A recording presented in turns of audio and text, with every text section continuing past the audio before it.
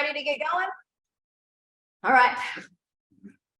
Hola, camaradas, y bienvenidos a la hermosa Austin, Texas. Howdy, comrades, and welcome to beautiful Austin, Texas. We gathered here on the 153rd anniversary of the birth of Lenin on this gorgeous land that was stolen from the Tonkawa, Lipan Apache, Comanche, Caddo, and Cherokee peoples. Central Texas was home to many nomadic indigenous people who followed the path of migrating buffalo.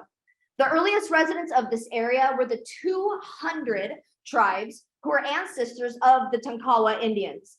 As early as 8000 BC, these families roamed the plains from the Guadalupe River north to the headwaters of the Neches.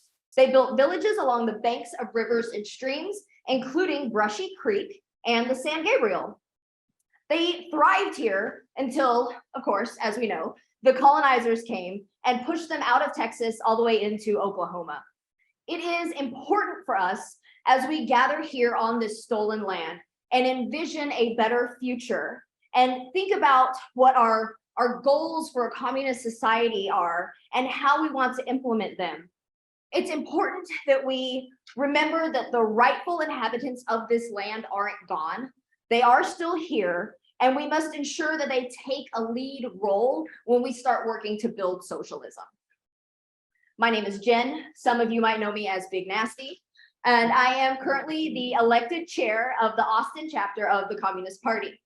I will be serving as your guide this weekend as we come together to learn from each other and discuss our party's program. Our goals here are to take this piece of writing and connect it back to the theory from which it grew and forward to our current struggles in Texas and against the national bourgeoisie. This weekend's program will be presented as a discussion. None of us here are claiming to be experts on the program, on the party itself, or on Marxism-Leninism. We are all here to learn from each other together. So please ask questions of the speaker if you have them, but don't expect the speaker to have all the answers. If you, as an audience member, feel like you have an answer to a question or can just contribute to the discussion, please do. We have Philip and Kyle right now are on the Zoom, and Valerie will be here later to help moderate questions from the people who couldn't be here in person. So those of you that are joining us on Zoom, please feel free to participate. We're all part of this together. The point isn't for each of us to get up here and just like lecture to the crowd, right? We want this to be an interactive discussion so that, again, we can all learn from each other, right? The point is to dissect the program. We can critique it. We can elaborate on what it does really well. And we can even suggest some ways that it might be improved. This is how we learn to be better in our practice. So let's loosen up a little. Let's shake it up. This is going to be fun. It's going to be educational. It might be inspiring. Hell, it could even bring you to tears. So on behalf of the Austin Club of CPUSA, I'd like to thank you all for coming, and let's have a good time, okay?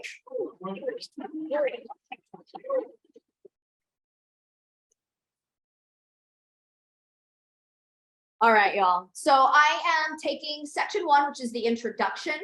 As I've gone through this and read it 100,000 times in the last couple of months, this section really like names the problems. So don't get bogged down in some of the negativity that is explained here.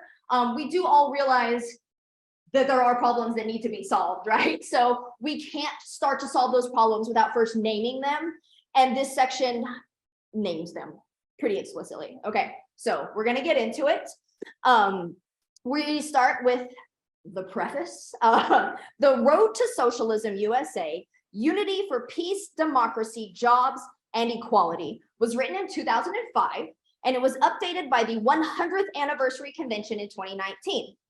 This program lays out a strategy of unity, reform, and revolution to reach socialism. We are at this locus of intersecting crises of capitalism. We've got climate change, systemic racism, transgenocide, for-profit healthcare, loss of bodily autonomy, patriarchy, homelessness, poverty, militarized police, book bans, mass violence, and school shootings. And the goal is to get rid of all of that stuff and replace it with socialism. Easy, right? Well, Yeah, simple. So capitalism is not only the cause of our problems, but it is also the main obstacle to reaching the solution. It erects these barriers, what we generally call fascism, to protect itself. But millions of working people, when organized and united, have the power to take this nation, abolish our system of exploitative economic oppression, and create a system free of class, race, and gender oppression, a system that allows all members of the working class to thrive. That is communism, and that is our mission. What socialism could look like. The American working class faces tremendous problems. Here comes another list. Exploitation, oppression, racism, sexism, deteriorating infrastructure, an ever worsening climate crisis, a government dominated by the most vicious elements of capital and its political puppets. We face the struggles of everyday living, of paying our bills, of caring for our families, and of finding our voice at work and in our communities, all while under the boot of American capitalism. Socialism is not a dream, but is a necessity to improve working people's lives and ensure survival of the human civilization. Only socialism has the solutions to the problems of capitalism. A brief note on our party's history. The Communist Party was founded in 1919 and is celebrating its 104th birthday this year. And it has a rich and radical history of revolutionary struggle. Our party has participated in the civil rights movements, in the anti-war movements, the fight for the right to unionize, and tons of various other labor struggles. We have even run candidates as high as for the office of President of the United States, and we do currently hold offices in local governments and state houses across the nation, although secretly in some places like in Texas. Problems of inequality, exploitation, and oppression. Told you we're in naming problems here. So working class individuals alone, we have very little power in the face of the bourgeoisie. American workers are oppressed by the most controlling, abusive, and entrenched capitalist ruling class ever. They attack us on the job, at the checkout counter, in the housing market, as taxpayers, and physically with violence when we dissent. They attack the global South and imperialized nations through neo-colonialism and military occupation. They work to divide the working class through racism, sexism, transphobia, nationalism, anti-communism, and any various form of bigotry you can name. Since World War II, the United States has been consistently involved in aggressive military action. This is wars for profit, various coups, exploitation, colonialism, and always a little anti-communism thrown in there. Every movement for change in the United States challenges capital, as capital is both the enemy and the obstacle. The most reactionary, militaristic, racist, chauvinistic sectors of capital use the propaganda of fear and scapegoating through racism, sexism, nationalism, and xenophobia to recruit members to their cause.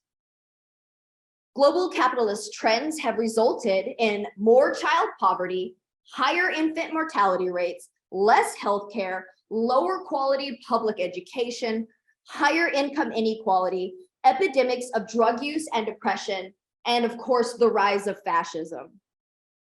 We have a need for a strong labor movement. We must build alliances with peace and environmental activists, with people working in healthcare, education, and housing, as well as various queer and Black liberation groups. really anyone who's willing to join us in this fight.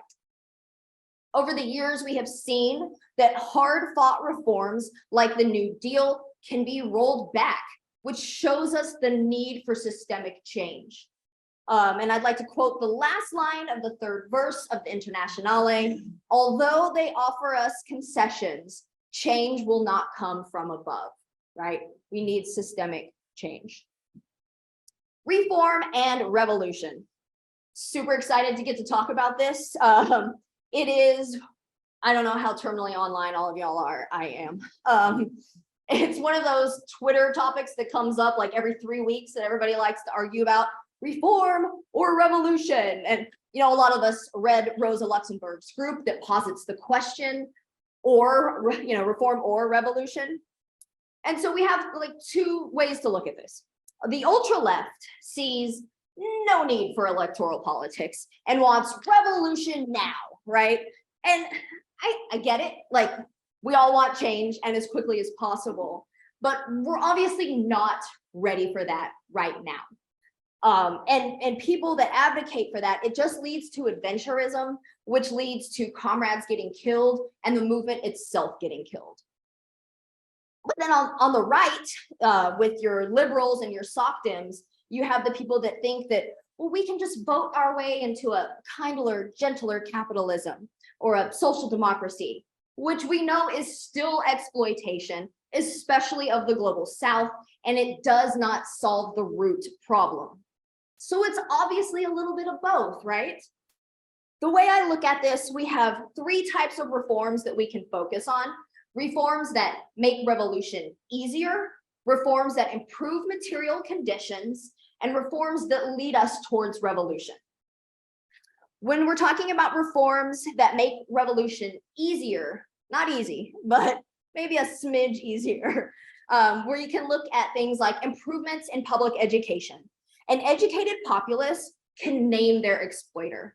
They can understand the systemic issues affecting them, and they can join us in the fight. Education builds community power. We can look at things like defunding the police and cutting military spending. Anything we can do that will handicap the enemy is going to make revolution a little bit easier. Currently in Austin, we have competing propositions. They're just called A and B. Yes.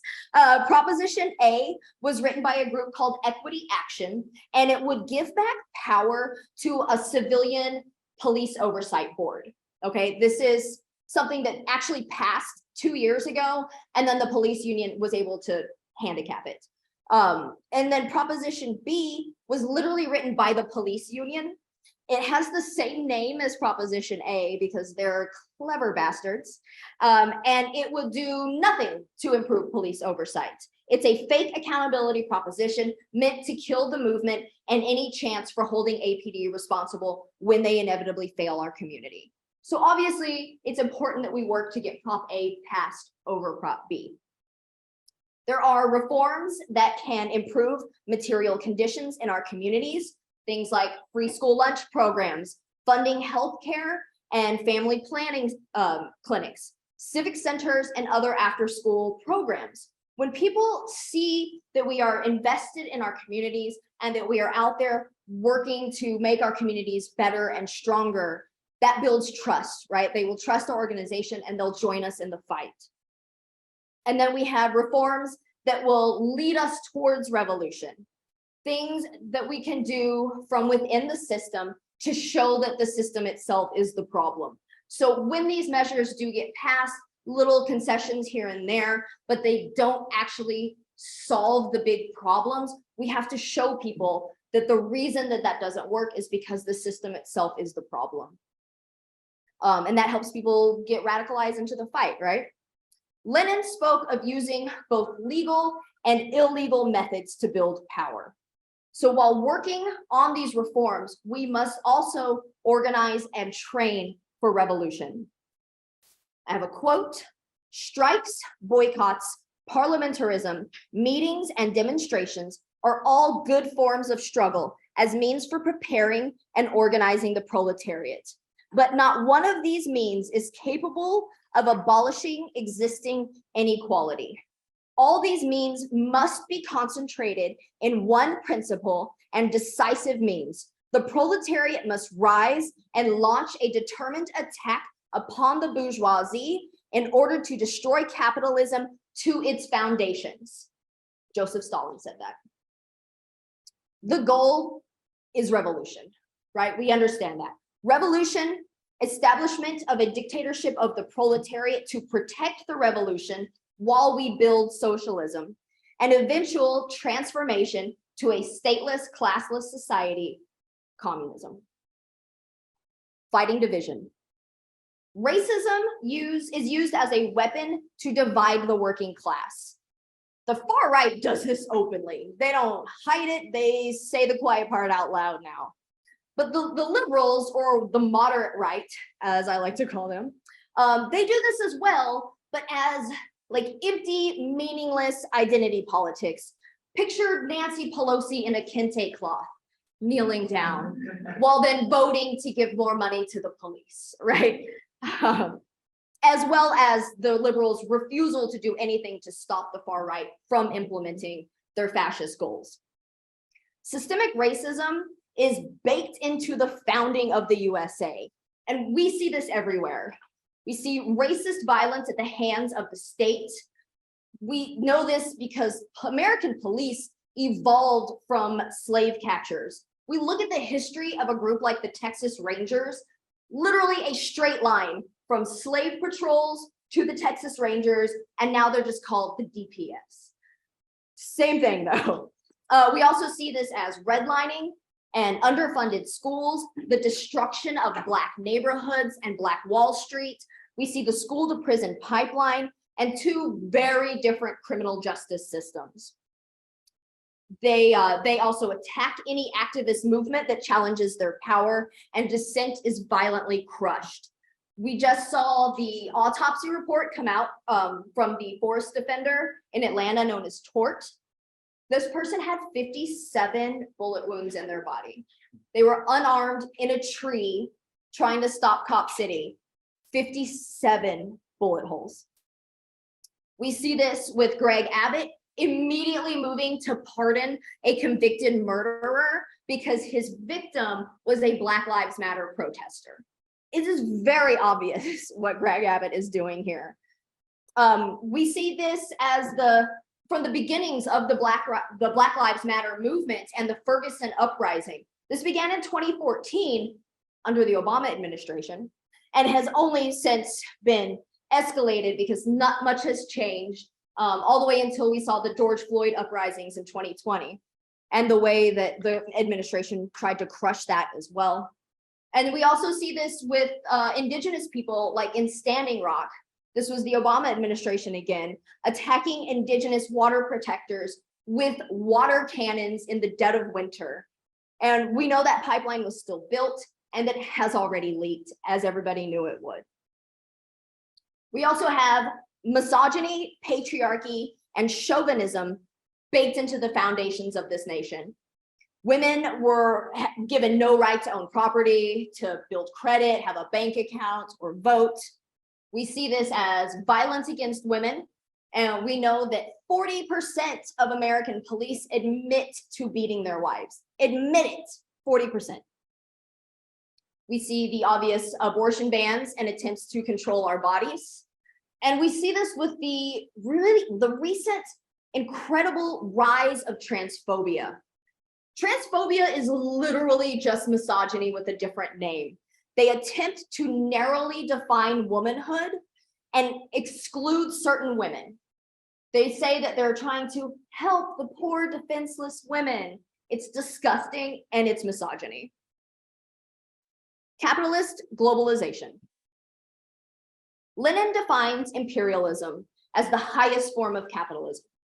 And the following definitions I extrapolated from the book with that title. We can look at monopoly capitalism dialectically here. So first, competition between companies becomes a monopoly when one entity or a corporation absorbs or buys out or runs out of business the majority of its competitors. And then concentration reaches a point where a single capitalist entity or corporation controls the entire chain of production, from raw materials to refining to transportation to manufacture to the brands that we see on our shelves. And then the banks get involved through what they call investment.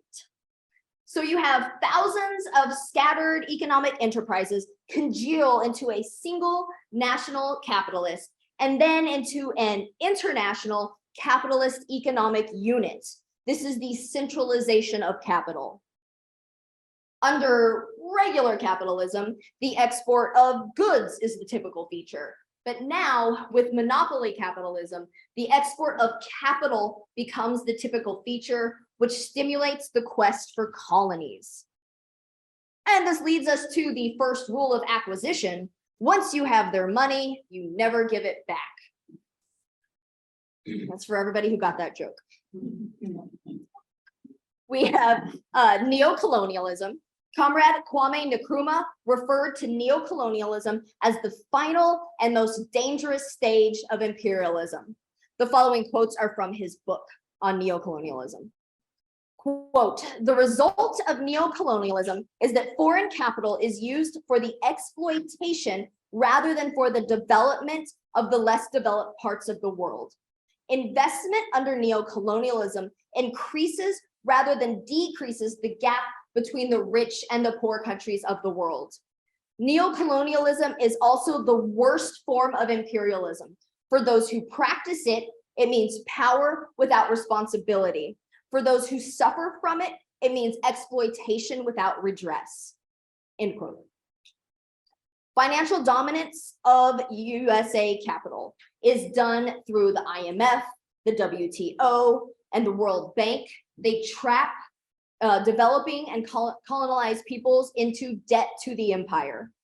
And the old empires do this too. There are 14 African nations that still pay taxes to France. In the year 2023, 14 African nations paying taxes to their former colonizer. Yes. And USAID has programs in over 100 nations right now. Nkrumah said, quote, "Neocolonialism is based upon the principle of breaking up former united colonial territories into a number of small, non-viable states which are incapable of independent development and must rely on the former imperial power for defense and even internal security. The economic and financial systems are linked, as in colonial days, with those of their former colonial leader," end quote. So all of this illustrates the importance of uniting with all workers of the world. We, not we in this room, but we, the United States, are the bad guys. We are the evil empire, and we must recognize that and educate others on the connection between our working class and the colonized workers of the world. There is only one way forward, and that is decolonialism and land back. Socialism cannot happen without these things. We must give power, control, land, and resources back to those it was stolen from, or more likely it must be taken by force. Peace versus USA imperialism. Both right-wing parties continue to support goals of global domination. We must be loud and steadfast in our opposition. Wars of the bourgeoisie only hurt the working class of all nations involved. This is why we say no war but class war. The current war in Ukraine is a pretty obvious modern example of this, or we have this massive buildup of American troops in Taiwan. But we can really look at any conflict that the United States has been involved in since 1945 as an example of imperialism. We must finally end all support for NATO, abolish NATO, and that is an early and necessary step for stopping military imperialism. Financial and military imperialism are linked. They're the same thing at this point, which leads us to our next rule of acquisition, number 34. War is good for business. Here's the positive part, y'all. A better world. The problems facing humankind: economic exploitation, climate crisis, systemic racism, transgenocide, lack of health care, loss of bodily autonomy, patriarchy, homelessness, poverty, militarized police, book bans, mass violence, and school shootings can only be solved ultimately by the elimination of the exploitative system of capitalism. Our survival depends on revolutionary transformation to socialism and eventually communism. As members of the Communist Party, we must work to strengthen the labor unions, human rights groups, peace, student, religious, and other community organizations. We must promote the voice, participation, and leadership of the working class in all struggles for progress. We must promote unity with our allies in the goal of fighting for the liberation of the working class. Our members must organize to build activism and leadership at the grassroots level in our communities. Educate, organize, agitate, always towards the goal of socialist revolution. The Communist Party is guided by Marxism-Leninism, the history and practice of scientific socialism. This allows us to clearly analyze historical and current conditions. We use this science to build a powerful movement that will transform society and put working class people in charge of our lives. We are the revolution.